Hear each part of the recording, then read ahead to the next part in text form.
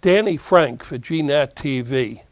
Laila Robins, you are one of the most respected working actresses in movies and television and theater today, and at the risk of me sounding immodest, you are the only one of my guests who has appeared on my program 3 times now. I win the award. I first interviewed you when you were at the Williamstown Theater Festival around September 2016. Mm-hmm. And then I interviewed you in July of 2018 when you were at the Barrington Stage in A Doll's House Part 2, which was actually in Pittsfield, I think. Pittsfield, Massachusetts, yeah. So, Laila Robins, how did you first discover the Dorset Theater Festival, and tell me all about the play you're starring in right now? I heard about Dorset Theater from you. Okay. You told me about it in our first interview at Williamstown and said, you've got to come up to Dorset and do a play. I said, well, I'm happy to come anytime they invite me. And you said it was so beautiful and wonderful up here, and your words were absolutely correct. It's just gorgeous, just gorgeous. You almost feel a shift as you come from Massachusetts into Vermont. Some kind of shift. So peaceful, so lovely. I'm really enjoying my time here. And it's an interesting culture in terms of performing arts and theater, different from other regions or other areas. I guess every region has its own culture of performing arts in a sense, right? Does it? Well, I don't think know. so anyway. You know. Oh, how would you describe the difference between Massachusetts theater and Vermont theater? Yeah, well, I think when you talk, say, Boston, it's more urban versus Williamstown versus You mean Dorset. the plays selection? The whole package, I think, you know, interesting. and the audience who was drawn to it. And Yeah. I'm doing the talking, and we want to hear from you. Well, okay, I'm here doing a play called Other Desert Cities by Jon Robin Baitz. And it's a especially wonderful experience because I'm working with a lot of old friends. Not old friends, but old friends. And one of my friends is Jane Atkinson and her husband, Michael Gill, and their son, Jeremy Gill, who has become a wonderful actor, a young actor starting his career. And but actually I'm playing Michael's wife, and Jane's playing my sister, so we've kind of shuffled our relationships a bit. And then there's another wonderful actress, Elizabeth Stallman, who's playing my daughter. And we have a connection because she's from Minnesota, I'm from Minnesota, and she also went to Yale Drama School. And in fact, when she got out of school, we were kind of they're given mentors, and I was to be her mentor. So years ago, her and I had lunch and talked about the business, you know, trying to help her get started. So it's lovely to be actually doing a show with her. And it's directed by Robert Egan, who I know for many years because he used to run the music center in Los Angeles, the Mark Taper Forum, and I had done David Hare's Skylight for him. That was with Brian Cox of Success, and Michael C. Hall, who is on that show Dexter. And so I know Bob forever. Also, I've gone to the Ojai Playwrights Foundation, where he was the leader of that, and I've been there for 4 summers helping to develop new plays. Really beautiful environment again. And so I know Bob for many, many years now. So it's a very comfortable room. It's a very trusting room, a very loving room. And I think we're doing some really good work with a really fantastic play. This is great writing. It is funny, it is witty, it moves, it has language, and it's moving. A new show.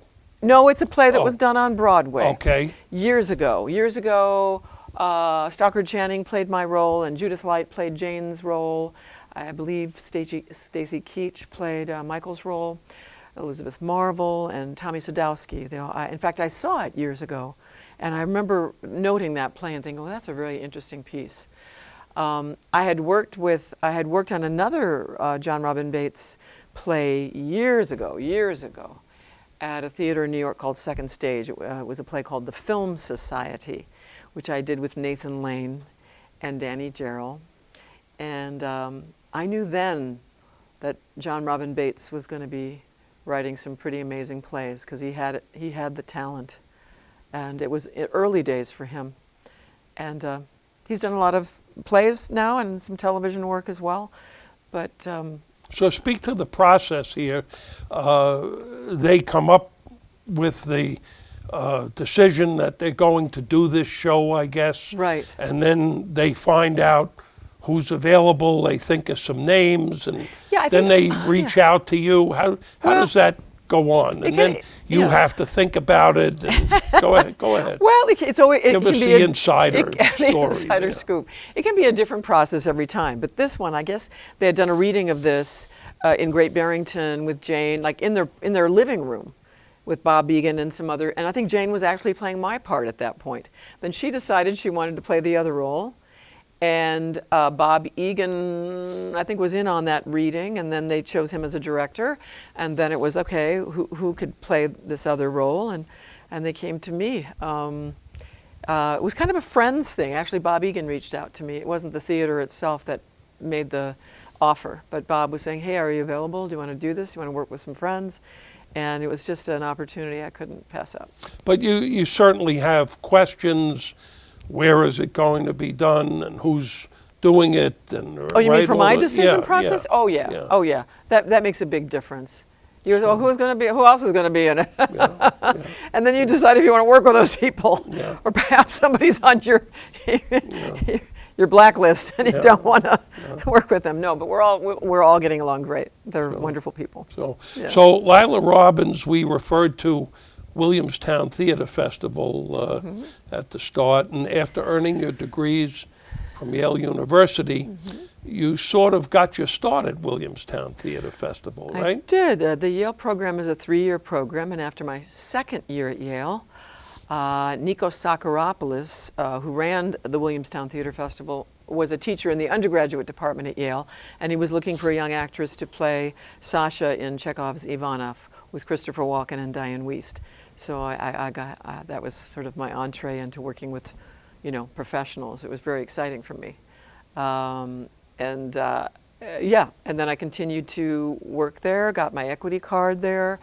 Transitioned from being an ingenue to being a leading lady when I did Tennessee Williams' Summer and Smoke with Christopher Reeve and Anne Reinking and Stephanie Zimbalist Jr. I did, about 8 plays at Williamstown. Streetcar Named Desire? No, that wasn't there. I did that at Steppenwolf in Chicago. Okay. Yeah, okay. No, I didn't do that. All right. I did that one. Okay. But Nikos, I really have Nikos to thank for getting me started in the professional world. He was very kind and cast me very well throughout the 4 years that I was there. So, Laila, from the time you first began and now decades later, and with the abundant credentials and experience that you've earned, what are some of your observations at this point in your career versus like you just described when you first started and the first play at Williamstown? I mean, you must have some observations you've developed over the years, right? Well, I guess a lot of us joke now and say, success is survival. A lot of us have sort of been journeyman actors along the way, once in a while we get a shot at a TV show or we pop out in a movie. But I think my kind of group of actors that I relate to, respond to, are not necessarily stars, but they've just been in the business for a long time, very consistently, doing consistent good work. As they say in this business, you can't make a living, but you can make a killing. Sometimes you'll get a TV show that can, subsidize the next 2 years of your life, and sometimes you're doing a play for $300 a week. So it's a very up and down sort of experience. I've been working solidly, although the Screen Actors Guild strike this year made the business slow down quite a lot. And so I haven't been working as much this year. Certain contracts that they've developed, or perhaps they're just making less shows because of the things that we demanded as far as AI and that sort of thing. I don't know, I feel very blessed in my career that, you know, early days, maybe the movie career didn't kick off, but it gave me a chance to do a lot of great classical plays, and I'm very grateful for those experiences. And I think that I also learned about my craft in doing those plays because they're good material. And good material makes you better. What other observations do I have?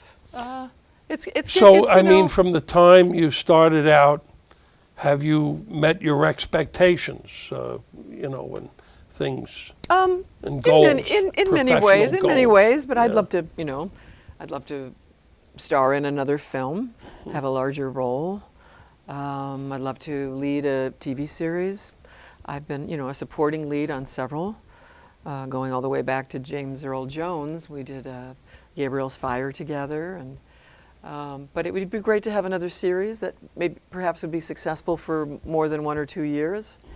In the latter years, I've been sort of joining shows that have been on for a long time. For example, Blacklist. I think I came on in the last episode of season 6 and then did 7 and 8. With The Walking Dead, I was in season 11, which was the finale season of the original show. I'll tend to join shows kind of late in the game, and in some ways fulfill a role that they've been talking about for a while, which is a challenge, a very unique challenge in itself. So do you think they bring you in maybe at the maturity of the show to give it maybe a new dimension and to give it a new some rejuvenation maybe? I don't know, right? That would be assuming that I was the rejuvenator, well, and I'm not so sure that's true. But you know, the plot has thickened by then, you know, season 7, season 11, and you kind of come in and do something juicy. Yeah. Well, they always like to bring in new characters, you know, season to season.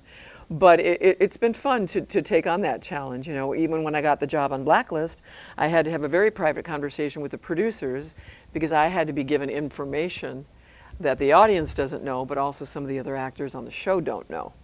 So you're kind of on the inside track, you know. But of course, you sign an NDA, and but it's fun to have that sort of private information when nobody else knows it. So again, you starting out at Yale and Williamstown. What advice would you give to a college student pursuing theater arts today? Who, I mean, how important is a professional opportunity like Williamstown for them to get going today? Oh yeah, any theater. You know, I'm sure a lot of people in college. They want to jump right into television or something, you know. Well, sure, everybody wants to jump. I mean, today is a totally different animal than when I got out of school. The kids now have to deal with so much of the social media stuff and their image and putting these, you know, photos out there, you know, everything they're doing in their life, you know, not that much privacy. Whenever I teach, and I teach on occasion, And where is that? I've taught at Fordham a little bit, and then I've also taught at HB Studio, which was Uta Hagen's school, along with Herbert Berghoff, her husband. But I always want them just to focus on the craft, you know, really focus on that. There's a lot of the external sort of stuff that doesn't necessarily mean you know your craft, and you've got to work hard at it, and any theater that you can get an opportunity at or become a family. You know, with Nikos, I became sort of part of the family and got cast again. I worked at New Jersey Shakespeare, the Shakespeare Theater of New Jersey, under Bonnie Monty, and I don't know, did about, 13, 14 shows there. It's good to get, you know, familiar with a particular place and continue to work there and work with the same people, and you all start to speak the same language and are able to work very quickly together because of that. And I don't know what kind of advice. I just feel that fame is not the thing. Rejection, right? Rejection. There's a lot of rejection. Mostly rejection. Yeah. Mostly you're not going to get the roles. You know. Sometimes that has very little to do with your talent. Sometimes it has to do with a type, or that you're matching up with another actor a little bit better than perhaps somebody else. There's so many variables, so it's hard to tell sometimes what actually gets you the job in the end. So, Laila, in preparing for this interview, I used my voice-activated television remote, stating, Laila Robins. All of a sudden, 19 movies and television Oh, my programs goodness gracious. popped up instantly. Okay, like Laila Robins on demand. Oh, you know? boy. And when I mentioned that to you about a week ago, you didn't seem to know about that. I mean, it's a. I didn't know isn't that you could tool do a voice. today, It's right? me, I mean, it's technology and me. I'm yeah, not best you friends know. with technology. My mother had that thing with you speak the channel in or go, I want to watch the Timberwolves basketball or whatever it was.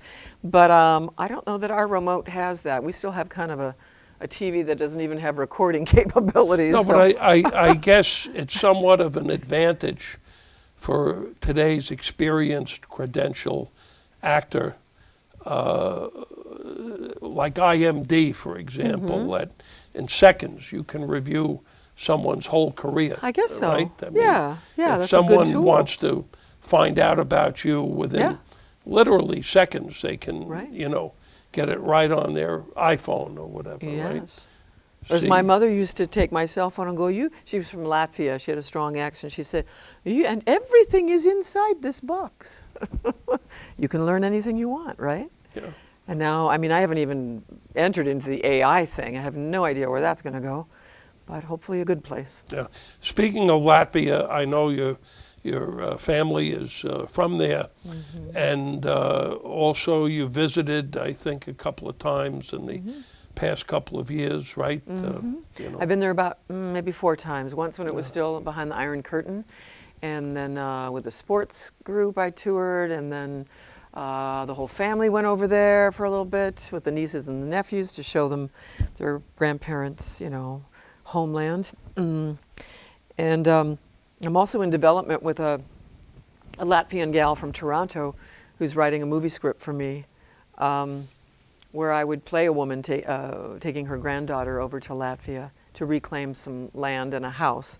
Yes, I'm working with this young lady in Toronto writing a screenplay, and hopefully we'll shoot it over in Latvia. We're trying to get some funding. We got some Canadian money, perhaps some Latvian money. I think some other European countries might be putting in some. And I get to speak Latvian in it as well as English. So that's kind of fun. Kind of a special talent. Not everybody speaks Latvian, right? Right, yeah. So several times on Law and Order, I have watched you in guest star roles. And one was from several years ago where you were a defense attorney. And I mean, you really had me so convinced that, the character that you played, and I guess that's the mark of great acting, right? I fooled you? So, you thought I had a law degree? Yeah, I did. I was going to ask you to Oh. handle a legal case for me, Well, sometimes when I go to jury duty, I tell them I'd be a great juror, but I'm not an appropriate juror because people recognize me from Law and Order and they think I know more about the law than I really do. So it's an inappropriate match for me to be on a jury, really. But I think it's all over the internet. You have a special role on Law and Order coming up, which is again a defense attorney. Quite interesting. The whole thing. They rip the stories from the headlines, Law and Order, and this one they really ripped before the trial even happened. It's the Luigi Mangione case of him shooting the healthcare CEO, and I play his defense attorney. Although at the end of the episode, no verdict is rendered. But I mean, preparing for something like that, I mean, you must have had a lot of thought. Well, actually, the woman who is his defense attorney is the consultant on Law and Order. I see. But so she recused herself. So I never got to meet her. I never got to, talk to her or see what she was like. So I wasn't really doing an impersonation of her. And neither was the casting. The young man who played Luigi didn't look anything like Luigi. So it's more of a, it's disguised a bit. But you want to grab information and resources from wherever, right? And planning Yeah. and portrayal. And it's great to have, putting it together. a consultant there who can say, is that really how I would do that, or am I doing something wrong, or, even the way you maneuver around physically a courtroom, who does what first, and when do you stand, and when do you sit, and they had people there helping us with that. I didn't necessarily have to do that research on my own, but it's always good to have a little sort of dramaturg on site, for those sorts of questions. And of course, who can forget your excellent contribution to Homeland with your role as Martha Boyd, the ambassador to Pakistan, and any memories from that great series? Oh my God, we shot it in Cape Town, South Africa, and it was so beautiful. If you ever get a chance to go to Cape Town, go. It's very beautiful. Mountains, ocean, whales jumping out of the water. I mean, it's really exquisite. I love doing Homeland. Wonderful scripts, wonderful writing. Really an excellent, probably one of the more excellent shows that I've been on. Really top notch. And working with Claire Danes was wonderful, and Mandy Patinkin, and my friend of mine, Mark Moses, played my husband. So it was a great experience all around, and a really smart show. So a show like that, where again, it's something that where you've been embedded in the show more or less. Do you ever sit and watch the show and go through, what was it, 9 seasons, seven seasons? Of Homeland? Yeah. Oh, but I only did 1 season. I did season 4. But did you ever sit and watch when I all of that? When I haven't watched a show and they have been hired to do it, of course I try to binge watch a show. I remember I was hired on Handmaid's Tale, and I hadn't seen any of the episodes. And it was a rainy weekend up in Toronto, and I literally watched, I think, 4 seasons of Handmaid's Tale in one weekend. I don't recommend that to anyone because it's a wonderful show. But at that many hours, it was pretty, intense. It's a pretty intense show. So I wouldn't recommend doing that. Spread it out a little bit. So all of the movies you've made, which is one that stands out that you are the most gratified by? And you've made big budget films, you've made small budget films, independent films, you've done the gamut. Which is one that really gratified you? Well, I enjoyed doing An Innocent Man with Tom Selleck, and Peter Yates was the director, because it was a large role. I was the main, it was his wife. So I enjoyed that just because I was on the set a lot, and I really learned how to do that, how to sustain a performance and do things out of order and all those things that you do when you're making a movie. But, recently my partner and I, we just did a little independent film for 2 days, and it went really well, and it was fun. We did it in Cold Spring, New York, and even that was satisfying just for 2 days to do that film. Working for Robert De Niro in The Good Shepherd was fun, although my part was quite peripheral. My character's name was The Faceless Woman. So I was playing Bill Hurt's wife, and I was sort of in the periphery, but it was wonderful to be on the set and to watch him directing people and working with William Hurt, which was amazing.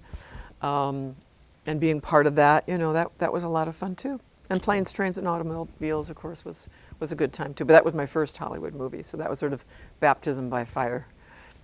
So as you transition into your senior years, what are some of the roles you'd like to take on going forward? What type of characters would you like to play, say, in the next 4 or 5 years? You must have some ideas about things you'd like to do. Well, I should probably keep more of a list like that. I had done a play with Uta Hagen called Mrs. Klein. Which was on Broadway at one point. No, it was at the Lortel. It was off Broadway. Lucille Lortel. Lucille yes. Lortel. Yeah, we did it for 9 months, and then we toured for 4 months. And I'd like to play Uta's role now and find a young lady to play my role. I love doing the play I'm doing right now. I'd love to have more of a life with that. I'd love to do some more Chekhov. I haven't done Arkadina in The Seagull yet. I'd love to do that. I have played Ranyevskaya in The Cherry Orchard. I've done Antony and Cleopatra twice, but I wouldn't mind giving that another shot. I'd love to do Masterclass. I was asked to do that a couple of times, but it just wasn't the right timing. but I'd like to do that. That would be interesting. And you do a lot of readings. There seems to have been, especially in the past, I'm going to say 7, 8, 10 years maybe, more commercialization of readings that are done, right? Yeah, well, I think people are finding it hard to find the budgets to actually do full productions, so there are a lot of readings. I think we met, I've done several of them for Susan Charlotte. I think it was called Food for Thought, where we would do them either at the Players Club or at the National Arts Club next door. Many, luncheons where we would do a little play and have a little lunch. And that was fun. I enjoy doing readings. I enjoy developing plays. I just did a 2-week workshop on a play called Tremolo, which is sort of an adaptation of The Seagull. I've done a couple, developmental things for Lincoln Center. I like being on the ground floor with a play and giving suggestions as to how to improve them or how to expand the character or make the character more specific. I like that sort of detective work. Mm-hmm. So see Laila Robins at the Dorset Theater Festival in Other Desert Cities. Where does the name come from, Other Desert Cities? There is a line in the play where the daughter has come to Palm Springs to visit her family, and she has written a book that's a little controversial, and she's trying to present it to her parents. And she says to her brother, you know that sign where it says Palm Springs and the other sign says Other Desert Cities? I sometimes wish I would just keep going to other desert cities so I didn't have to be with my parents. So that's where the line is within the play. But it also is referring to other desert cities like in Iraq, where the war is. I mean, this play takes place in 2004, but it's flashing back to 1976 in the flashback, in the memories. So it's about wars that are fought in deserts, over oil or regime change or whatever it is. It's a very interesting political play. And going into the fall and winter, some activity coming up? Or?